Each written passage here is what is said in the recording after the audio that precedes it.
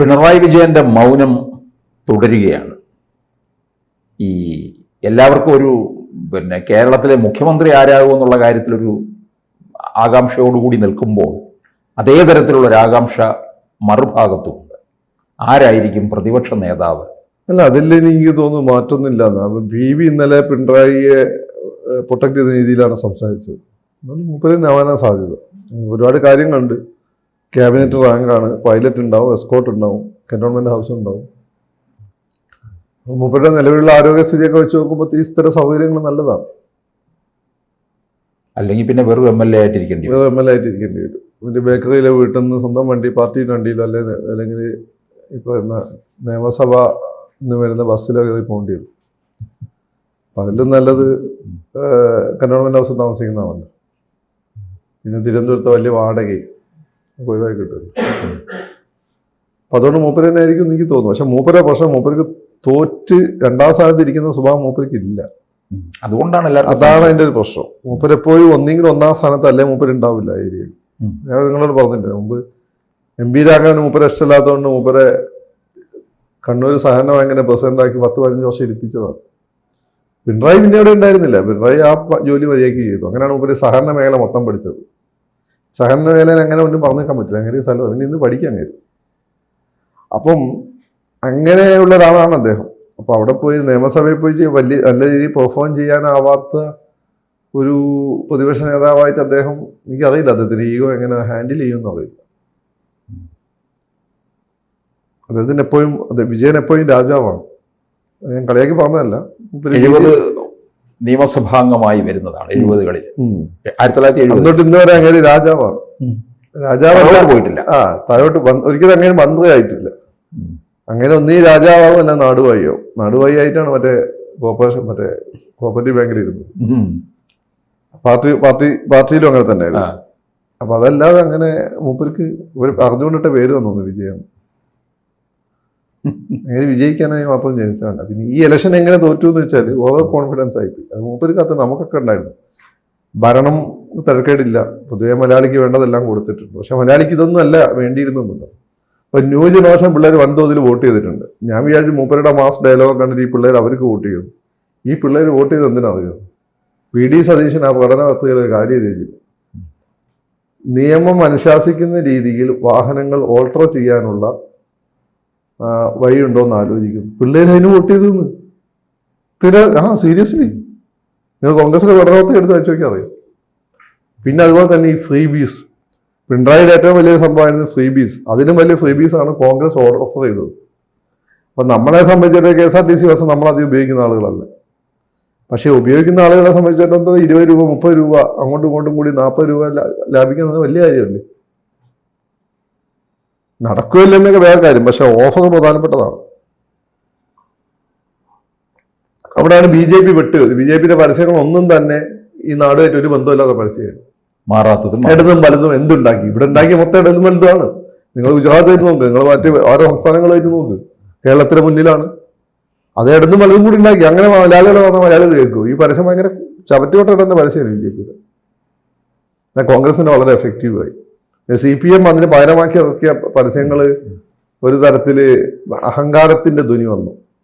ഈ കോൺഗ്രസ്സുകാർ ഈ പറയുന്ന വാഗ്ദാനങ്ങളായിട്ട് വരുമ്പോൾ അതിനെ ഈച്ചനാട്ടുന്ന വടി കൊണ്ട് അടിച്ചോടിക്കുന്ന സംവിധാനം. പിന്നെ സതീശനെ അതേ രൂപത്തിലുള്ള കുറച്ച് ആളുകളെ കൊണ്ട് സതീശനെ തടയണം, തകർക്കണം, തുലയ്ക്കണം എന്ന് പറഞ്ഞിട്ടുള്ള ആദ്യം വന്നത്. ഇതൊക്കെ തന്നെ ആളുകൾക്കിടയിൽ ഒരു നെഗറ്റീവ് ഉണ്ടാക്കിയിരുന്നു. പിന്നെ ഇലക്ഷൻ സമയമാകുമ്പോഴേക്ക് ഇവർ ഭയങ്കരമായിട്ട് LDFനെതിരെയുള്ള സാധനങ്ങൾ അതിനെ കൗണ്ടർ ചെയ്യാനുള്ള സംവിധാനം ഉണ്ടായിട്ട്. കൗണ്ടർ ചെയ്യാനുള്ള സംവിധാനം AK സെന്ററിൽ സ്വരാജും പിന്നെ നമ്മുടെ MP നികേഷ് കുമാറും കൂടി നടത്തിയിരുന്ന യൂട്യൂബ് ചാനലും പറ്റും. അതിലും വലിയ അബദ്ധമായി. നാട്ടുകാർക്ക് മനസ്സിലാവുന്നുണ്ട്. കോൺഗ്രസ്സുകാർ വളരെ കൺവിൻസിംഗ് ആയി സിമ്പിൾ ആയിട്ടാണ് സംസാരിച്ചത്. ജോൺ ബ്രിട്ടാസിന്റെ കയ്യിലുള്ള മരുന്നൊക്കെ തീർന്നു. ഒരു 90s കിഡ്സ്, നമ്മളൊക്കെ നല്ല കാലം 90siലാണ്. എൻ്റെയൊക്കെ നല്ല കാലം 90siലാണ്, അല്ലെങ്കിൽ 80siലാണ്. ഞാൻ 80s കിഡാണ്. അപ്പം 80s വരെ നോക്കിക്കഴിഞ്ഞാൽ നിങ്ങൾ പുതിയ കാലഘട്ടത്തെ മനസ്സിലാവില്ല. നിങ്ങൾ 90s തൊട്ടിട്ടുള്ള ഇപ്പോഴത്തെ പിള്ളേരെ നോക്കണം. അവരുടെ സെൻസിബിലിറ്റി നിങ്ങളുടെ സെൻസിബിലിറ്റി, അവിടെയാണ് CPM പെട്ടുപോയത്. പിന്നെ ഈ മൈനോറിറ്റി കൺസോൾട്ടേഷൻ, അത് CPM അനുകൂല നാളുണ്ടാവും. 2 തവണ തുടർച്ചയായി CPM തോറ്റാൽ ഇവിടെ മൈനോറിറ്റി ഇതേപോലെ CPM വോട്ട് ചെയ്യും. അല്ലെങ്കിൽ ബി ജെ പി കയറി, ബി ജെ പി അല്ലെങ്കിലും കയറി. കാരണം ഈയുടെ ഇടയിൽ ബി ജെ പി നല്ല കയറ്റാണ് തോന്നുന്നത്. നിലവിൽ കിട്ടിയ 3 സീറ്റ് നന്നായിട്ട് ഉപയോഗപ്പെടുത്തി കഴിഞ്ഞാൽ ബി ജെ പി ഇനിയും പിടിച്ചാൽ കിട്ടില്ല. എസ്പെഷ്യലി സദേൺ, തൃശ്ശൂർ തൊട്ട് തെക്കോട്ട്. പക്ഷേ മുസ്ലിംസ് ബി ജെ പി വരാതിരിക്കാൻ വേണ്ടി ഇങ്ങനെ കൺസോൾട്ടേറ്റ് ചെയ്യാൻ സാധ്യതയുണ്ട്.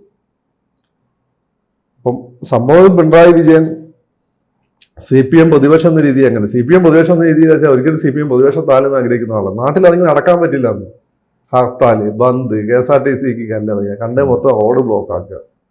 ഇപ്പൊ അതൊക്കെ കുറച്ച് കുറവാണ്, ഇവർ ഭരിക്കുന്നുണ്ട്. ഇനിയിപ്പോ എല്ലാം രംഗത്ത് പോകും. ആ സ്റ്റാച്യൂനെ കൊണ്ടൊന്ന് വണ്ടി എടുത്ത് പോകാൻ പറ്റാത്ത അവസ്ഥ വരും.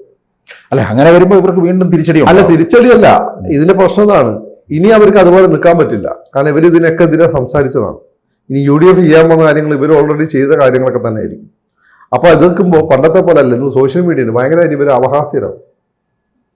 അതുകൊണ്ട് ആ രീതി പണ്ടത്തെ പോലെ അവർക്ക് പെർഫോം ചെയ്യാൻ പറ്റില്ല.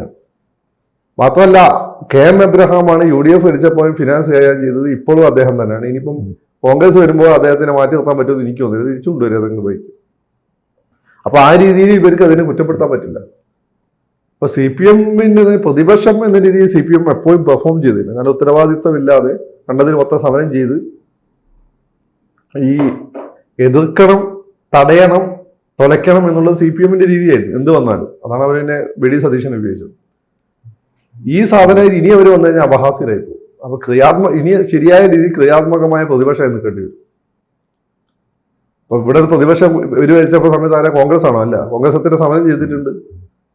ആളുകൾക്കല്ല സമരം ചെയ്യാൻ സമയമുണ്ടോ കോൺഗ്രസ്സുകാർക്ക്? എന്നാൽ അവരെ സംബന്ധിച്ച് ജോലിയുണ്ട്. CPMമാരെ പോലെ ഫുൾ ടൈം പോകുന്ന നടക്കുന്ന ആളുകളല്ല. അവർ അന്ന് പ്രതിപക്ഷത്തിന് ജോലി ചെയ്ത് ഏഷ്യാനെറ്റാണ്. ഏഷ്യാനെറ്റും വിനിയോഗമാണ്. എന്തുകൊണ്ടാണ് നിങ്ങൾ ഇത്രയും ചാനലുണ്ടെങ്കിൽ ഞാൻ ഏഷ്യാനെറ്റിനെ പറയുന്നത്? അവരെ സത്യസന്ധമായി ചെയ്തിട്ടുണ്ട്. ബാക്കി പല ആളുകളും നികേഷ് കുമാർ ആകാൻ വേണ്ടിയിട്ടും വീണ ജോർജ് ആകാൻ വേണ്ടിയൊക്കെ ചരിച്ചും തിരിച്ചും ഒക്കെ പിടിച്ചിരിക്കുകയാണ്. അതിലേക്ക് പിണറായി വിജയൻ അപമാനിച്ച് വിട്ടാലും അത് വലിയ അംഗീകാരമൊക്കെ. ഏഷ്യാനെറ്റ് മാത്രമാണ് കൃത്യമായ സ്റ്റാൻഡ് എടുത്ത് മുന്നോട്ട് പോയിട്ടുള്ളത്. അതിപ്പോ UDF വന്നാൽ ഏഷ്യാനെറ്റ് ആ സ്റ്റാൻഡ് എടുത്തോളൂ, വിനു ആ സ്റ്റാൻഡ് എടുത്തോളൂ. വിനുവിനെതിരെ ആദ്യം കേസ് കൊടുത്തത് ഉമ്മൻചാണ്ടി സാറാണ് പറയാറ്. പിന്നാണ് CPMമാര് കേസ് കൊടുത്തത്. അപ്പം പ്രതിപക്ഷത്തിന് പണി ഏഷ്യാനെറ്റ് ചെയ്യുന്നുണ്ട്. ഇപ്പൊ ഏഷ്യാനെറ്റിനെ സഹായിച്ചു കൊടുക്കാൻ പറ്റത്തില്ലേ ഉള്ളൂ. എനിക്ക് തോന്നുന്നു പിണറായി വിജയൻ ഒരുപക്ഷെ നിശബ്ദനായി പ്രതിപക്ഷ നേതാവായിട്ടിരിക്കും. എന്നിട്ട് 2029 വരെ വെയിറ്റ് ചെയ്യാനുള്ള ഒരു സാധ്യതയുണ്ട്. മൂപ്പർ അങ്ങനെ വന്ന ബഹാസ്യനാണ്. മൂപ്പര് എത്ര പ്രായമാവും മൂപ്പർക്ക്? മാത്രമല്ല പുതിയ ജനറേഷൻ വന്നു, അവർക്ക് പിണറായി ആയിക്കോട്ടെ. ഇപ്പൊ 82 വയസ്സ്. VS അച്യുതാനന്ദൻ മുഖ്യമന്ത്രി ആയത് 83ാമത്തെ വയസ്സിൽ. അത് അന്നത്തെ കാലഘട്ടം, അന്നത്തെ പാർട്ടിയും അല്ല. VS അച്യുതാനന്ദന് കിട്ടിയിട്ടുള്ള ഒരു സ്നേഹവും ഒരു പാർട്ടിയുള്ള സ്വാധീനമുണ്ട്. അത് നാച്ചുറലായിരുന്നു. ഇദ്ദേഹത്തിന് നാച്ചുറൽ അല്ല, അദ്ദേഹം യാന്ത്രികമായി ഇടപെട്ടുണ്ടാക്കിയതാണ്. അതുകൊണ്ടാണ് ഇദ്ദേഹത്തിന് അടി കിട്ടുമ്പോഴേക്ക് ആളുകൾ തള്ളിക്കളയുന്നത്. അന്ന് ഇദ്ദേഹത്തെ സപ്പോർട്ട് ചെയ്യുന്നത് നമ്മളെപ്പോലുള്ള ആളുകളാണ്. കാരണം അദ്ദേഹത്തെ പോലെ ആളുള്ളതാണ് ഈ പാർട്ടി കുറച്ച് കാലോചിതമായി മാറിയത്. പക്ഷെ CPMമാരെ സംബന്ധിച്ച് നിങ്ങൾ ചോദിച്ചാൽ അവർക്ക് VSനാണ് ഇഷ്ടം, പേടിച്ചിട്ട് നിൽക്കുന്നതാണ്. പിന്നെ രണ്ടാമത്തെ ഘട്ടത്തിൽ VS കമാൻഡ് ചെയ്തൊരു സ്നേഹമുണ്ട്, റെസ്പെക്ട്, അത് ഇദ്ദേഹത്തിനില്ല. അതുകൊണ്ടാണ് ഇദ്ദേഹം ഒന്ന് തോൽവി വരുമ്പോഴേക്ക് പല ഭാഗത്തും വിമർശനങ്ങൾ വരുന്നത്. അല്ല, 29 ഇനി ഒരുപക്ഷെ BJP ഒരു രാജ്യം ഒരു തെരഞ്ഞെടുപ്പ് എന്നുള്ളത് കൊണ്ടുവന്നു കഴിഞ്ഞാൽ ഇപ്പോൾ അധികാരത്തിൽ കയറിയിരിക്കുന്ന മന്ത്രി അല്ല അതൊക്കെ ചെയ്യേണ്ടി വരും. പക്ഷെ അത് വിചാരിച്ച് പിണറായി ഇനി അംഗത്തിൽ നിൽക്കുമെന്ന് എനിക്ക് തോന്നുന്നില്ല. പാർട്ടിനുള്ളിൽ തന്നെ എതിർപ്പ് വരും. അതിപ്പോൾ അദ്ദേഹം ദുർബലമായിട്ടുണ്ട്. ഇനി എതിർപ്പുകൾ വരും. സൗത്തിലും അങ്ങനെയാണ്. സൗത്തിൽ ചിലപ്പോൾ പാർട്ടി പിളർന്നു വരെ പോകാൻ സാധ്യത. കാരണം കണ്ണൂർ ലോബി ഭരിക്കുന്നു, സൗത്തിലുള്ള റെപ്രസെന്റേഷൻ കിട്ടുന്ന പരാതി വളരെ കാര്യമായിട്ടുണ്ട്. പിളരാനുള്ള സാധ്യത വരെ പോകും. അത് മുമ്പും ഉണ്ടായിരുന്നു. VS വിചാരിച്ച പ്രവർത്തനം VS വിചാരിക്കാത്തോണ്ടാണ്. മാത്രമല്ല കണ്ണൂരെല്ലാം തന്നെ പാർട്ടിയുടെ ശക്തി മേഖലകളിലാണ് ഇപ്പം എതിർപ്പ് വന്നിട്ടുള്ളത്. അത് വലിയൊരു പ്രശ്നമാണ്. പണ്ടത്തെ പാർട്ടി അല്ല ഇപ്പോഴത്തെ പാർട്ടി. ഇതുപോലെ അടി ഈ പാർട്ടിക്ക് ഇതുവരെ കിട്ടിയിട്ടില്ല. അപ്പൊ അതുകൊണ്ട് അങ്ങനെ അപഹാസ്യനായ അദ്ദേഹം നിൽക്കുമെന്ന് എനിക്ക് തോന്നുന്നില്ല. ഇനിയൊരു ഇലക്ഷനും കൂടി നേരിട്ട് കയ്യിൽ നിന്ന് പോകുന്നു. ഇപ്പൊ നിതീഷ് കുമാർ എത്ര നല്ല മിനിസ്റ്റർ ആയിരുന്നു. പക്ഷെ അവസാനം പ്രായം കൊണ്ട് അദ്ദേഹത്തിന് കയ്യിൽ നിന്ന് പോയി പലതും. അതുകൊണ്ടാണ് അദ്ദേഹത്തെ മാറ്റിയത്. പ്രായം ഒരു ഘടകമാണ്.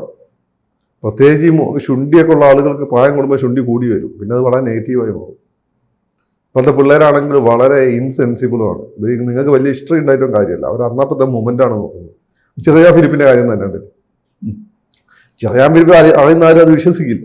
പക്ഷെ ഇപ്പോഴത്തെ പിള്ളേർ അവരുടെ സംഭവത്തിനോടാണ് ചെറിയാനെ വിലയിരുത്തുന്നത്. അതാണ് കാര്യം.